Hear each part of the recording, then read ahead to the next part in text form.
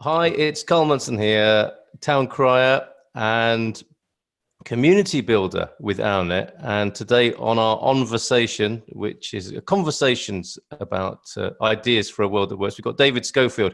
It's quite difficult to describe David. He's the man, I was going to say behind Fourth Guides. He's also in front of them. I've known David for a while now. We had a very productive and inspiring coaching relationship. And his most recent iteration, as far as I can tell, is to do with regenerative society, which obviously at OurNet is something we're very interested in, or I think we're interested in. I need to find out more, and I want to share the idea with you, such as I understand it. So what better than to ask the man himself, what is regenerative society, David? What's going on with this particular idea? Yeah, it's interesting, isn't it? First of all, thanks for having me on. Good to be here. Yeah, and good to see you again. It's been a little while. Yeah. So it wasn't until after I started using that phrase that I realized that people like Extinction Rebellion, and there's probably loads of other groups that are talking about, I think Daniel Pinchbeck's written something about how to transition to a global regenerative society.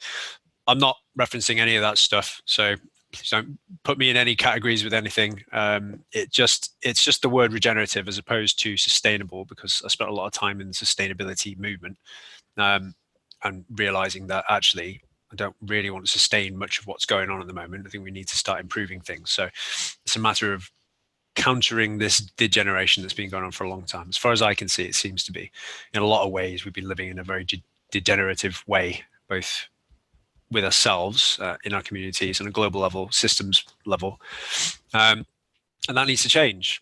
So that's what I mean by regenerative.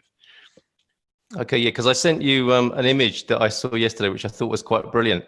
It was the symbolism of the world, or like a perfect world, a green world built on top of a Jenga stack, and that was shared with me from the context of, I think, Extinction Rebellion or similar, that we're slowly pulling the pieces of the Jenga out underneath the perfect world we all aspire to, that Eisenstein would call the world in our hearts we know is possible. Yeah. But it occurred to me, actually, we might be putting the Jenga bits back in, because we're already at that place where it's kind of wobbly, and we've taken out the resources that underpin the world in all sorts, in every meaning of that word.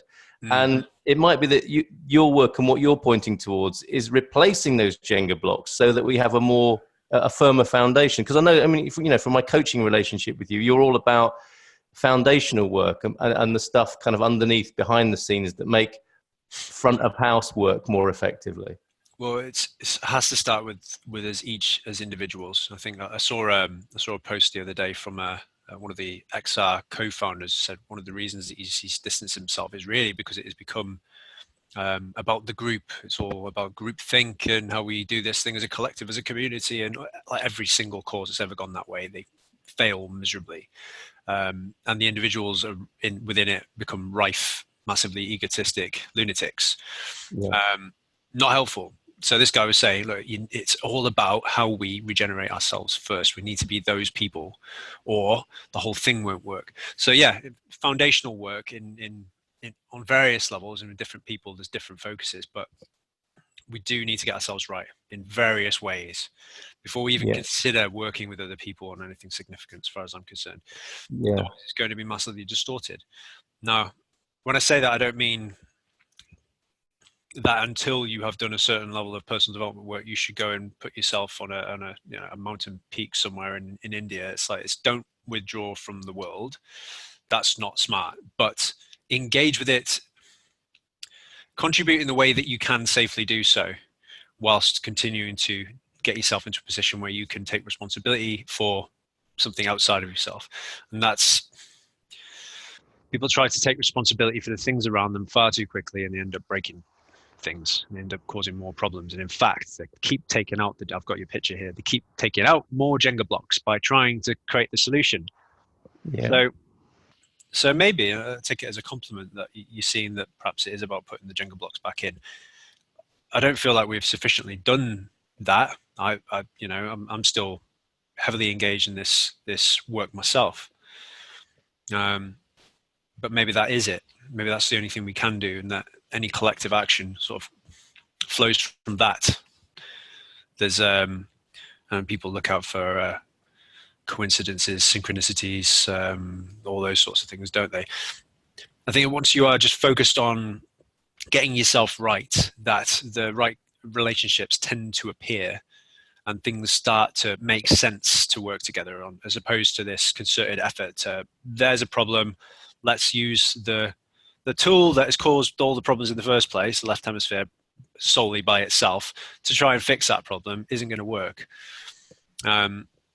So one of the things I'm advocating is and it's so hard after millennia of conditioning and training in our society to just be focused with the left hemisphere, really, or the right, and be totally ineffective. We need to be using both. So I would love if that is what we're doing.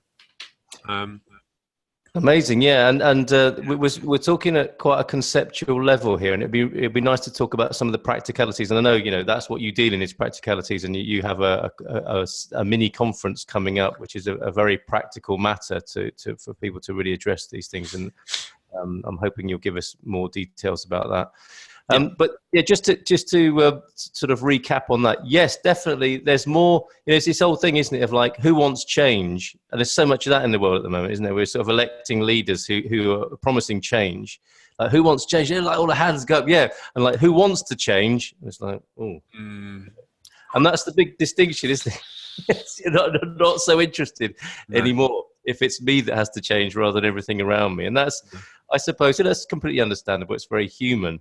But I guess it's, this is my overwhelming and lasting impression of you is, you're a man about the hard work and the graft and the reality of the situation. And this, I think it's like almost like an occult spiritual truth. It's the one that people don't really like to talk about so much, because it's nice to talk about mindfulness and meditation and, all the nice sort of retreaty things and pleasurable things.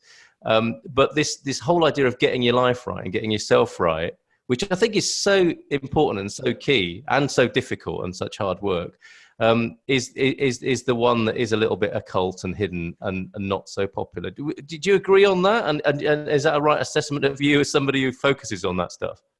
Well, it's part of the focus, mostly as a counterbalance to the opposite that you just talked about. I wouldn't need to talk about it quite so much if that counterbalance wasn't needed, I don't think. But yeah, I suppose it is an occult truth, but it's common knowledge as well. Nothing worth achieving is ever easy, Which of our parents didn't say that to us at some point? It doesn't need to. We don't need to go digging back into ancient Egypt to find that. We've got it in our own family and down our street, with the elders that are still there. It's still the truth. No hiding from any part of your life is going to make it go away or get easier. It just gets worse and worse and worse, and that ripples out and causes you become a burden on everybody else, whether you see it or not.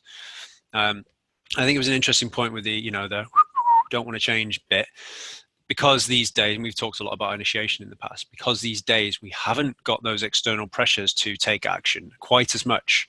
Or at least it seems that we've wrapped ourselves in cotton wool, and it seems that we can just hide in our house and actually I'm all right because nobody can see what I'm doing. The damage is still being caused. Whereas in the past, we'd have to get outside and clean up the bloody holes that have been created by bombs being dropped in our communities. We'd need to get out and sort things out. In the process of doing that, we're working on ourselves because we're getting fit and healthy. We're having to deal with emotional trauma. We're having to work through that in order to survive. We're having to focus our mind on finding solutions. We're having to be in service, because if we don't, the whole community is in bits. Those are the four things that talking practicalities that I would suggest for people to focus on getting their lives right. Physical health. We need to move, we need to eat right, and as much a variety of things as possible. We need to stop putting shit in our bodies. And I know this is difficult stuff, and with all of this, I'm by no means a master, right? But we need to commit ourselves to the process. Emotional reactivity, we need to get that in line, because it just causes chaos all around us. Every time we don't like something and we go, yeah, you're evil, I hate you. It's just destructive. Yes. Destructive. We need to be working on making sure our relationships are stable. A lot of love from that gives our life color and meaning and shape, right? Mind, we need to learn how to focus our mind, because we are scatty, erratic, neurotic lunatics. all of us, we're mental patients, aren't we? Heads all over the place. So practices to help us to focus. Meditation is very helpful. I do martial arts as a daily practice, which is very helpful for focusing the mind. And spiritual growth, and you might not like the word, but really it's just about service, it seems. And that brings great fulfillment and a sense that actually I'm worth something here. I've actually done something that might be recognized as useful in the big picture. Yeah. And I think that very practical things. So service, relationships, maintaining those through keeping our emotional reactivity in check or understanding our emotions, mental focus, and gaining skills with that focus, which brings confidence in ourselves, and just be physically fit and healthy, and they sort of stack on one another. You haven't got physical health, no point in trying to work on relationships because you're going to fall to bits. No point in trying to work on mental focus if your emotions are all over the place. You know, you really need to understand that first, and so on. Yeah, Amazing. And of course the context of a community of other people doing this, right? So the collaboration and the support and the cooperation to help you, because as we said, it's not easy, and it's a lifetime's work, arguably, and it's really helpful to be in the company of other people. So is that the thinking behind your collective? I mean, that's the best word I could think of right now. But Fourth Guides is perhaps a collective. I know. Well, I'm guessing you don't want to see yourself as a leader, but you brought people together. Is that a principal part of what Fourth Guides is about? Is to give peer support for people engaged in seeing what you're talking about and then living their daily life within that context and helping each other? This is a whole conversation in itself, probably, Carl. But one of the things that we're discussing in this circle, if you like, are the value of groups or not. Yeah.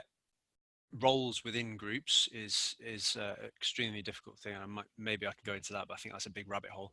But yeah, the next talk we've got coming up with Simon Kershaw in a couple of weeks is groups a force for good or not? You know, so I think we really need to question that, because it's so easy to fall into groupthink. It's so easy to end up saying the things that the people that you like say without actually really thinking whether it's true for you or not, without really drawing that strong boundary around yourself, right? This is me, my world, I'm sovereign in that. We want it to be all sharing, caring, and lovely, especially in personal spiritual development circles, because going back to what you were saying before, that graft, the realization that life is really quite hard and brutal, and we're surrounded by death at all times. You know, just because we've got a nice, lovely, structured society doesn't mean there aren't wolves tearing each other apart just around the corner. That's life. That is a vast majority of life. It's brutal. So we need to sort of have a recognition of that. And the thing with groups is, so first of all, that cotton wool mentality has us think that we can just get into circles and then we're going to be all safe and fine, and that's the world that we want. But even within those groups, we tend to blind ourselves to how destructive each other are. You know, there's and sometimes consciously, and vast majority not consciously, and that's part of the work, is we are at all times trying to destroy each other on some level. And it could be very small, it could be very big, very subtle nonetheless. We need to be aware of that. First of all, how am I trying to destroy you in this moment? You know, I need to make sure that I rein that in, because it's David Stone, one of the guys who did a talk recently, called it a death impulse. I believe that's how they talk of it in, I can't remember which system of thought that is, but I would call it the dark side, this tendency to destroy over create. And so that's regeneration. It's looking at that tendency to destroy and reining it in and choosing the creative path. In each moment, there's a choice between creation or destruction. Our conscience knows on a deep level. We'll get that voice on some level say, you know, you don't believe that, or that's a stupid idea, don't do it. You know, but we want to ignore that because it's more difficult. You know, so yes. I don't know if I exactly answered your question there. So groups, no, I don't see myself as well. I'm a leader. We're all leaders in different ways, in different contexts, situational. Interestingly, I play a role of a sort of a visionary, which if we were in a traditional hierarchical structure would be CEO territory, right? But it doesn't work that way. First of all, it's not a corporation, so there's no officers as such. But although I may at times play visionary of a certain type, there'll be other visionaries that will that'll have a different vision of how something else needs to be, which could be grand or small depending on. But so even as a visionary, which I see myself as, just that's how I've tended to be in life, that's not my sole duty in any collective. But at sometimes my visionary tendency will be the most important visionary tendency in that collective, and then it will reshuffle and somebody else's will be, so that's one of the roles I play. There's in lines with the reinventing organizations, spiral dynamics thoughts, that we all have many roles as opposed to a job description which we need to adhere to fervently. Many roles need to be acknowledged and negotiated on a one-to-one basis between everybody else. So you've got agreements with many other people as to how, accountability agreements really, as to how you're going to, what exchange needs to take place between those two individuals. When that isn't maintained, then there's a potential conflict, and that needs to be addressed. So in terms of how groups work, I can't see any other way of it working effectively than how we did in the olden days. We're all individuals and we all have a one-to-one negotiation on a continuous basis to what's right between us right now. And that'll change constantly. Yeah, and we may need to withdraw some lenience, some privileges that we've given to another person in relationship. We may need to extend it some more depending on how that relationship is evolving. Constant evolution. But our tendency is to want to use this whole bit of the head and make it all simple and concise and easily manageable. It doesn't work. Very interesting indeed. Because I was going to ask you about this, this idea of community, which is often, in the same sort of Venn diagram territory as groups. And I know you've got a particular view, as I recall, on people don't really understand what community really is. And I think you've kind of alluded to it there. It's kind of really not working very well, I suppose, within this context of conversations for a world that works. Everything seems quite upside down, and it might be that left brain that is the cause of this. But it's so fascinating, isn't it, is that we've got a kind of like a misunderstanding about everything. Like, everything is good and bad, but we tend to be in the degenerative society, be focusing on the not so helpful part of anything. So with emotions, for example, they obviously have a use, but if they are used entirely or as our only guide in life, then they're not going to be in the right place.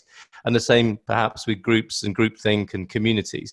We're taking all these ideas, but we're not using them very well in their truest or most powerful sense.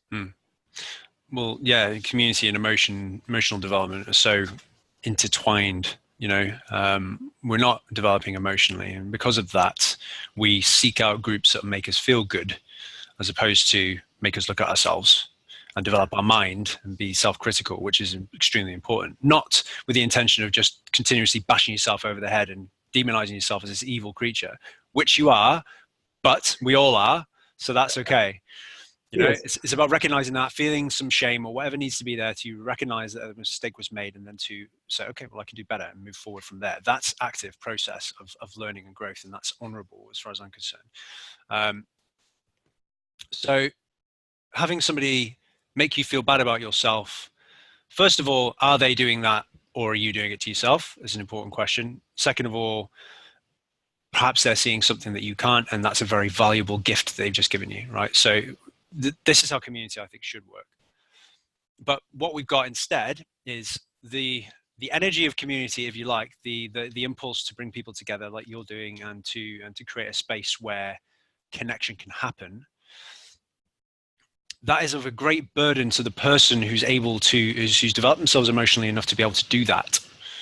They create the space. They are taking responsibility for themselves sufficiently so they can take responsibility for others who aren't able to do it for themselves yet.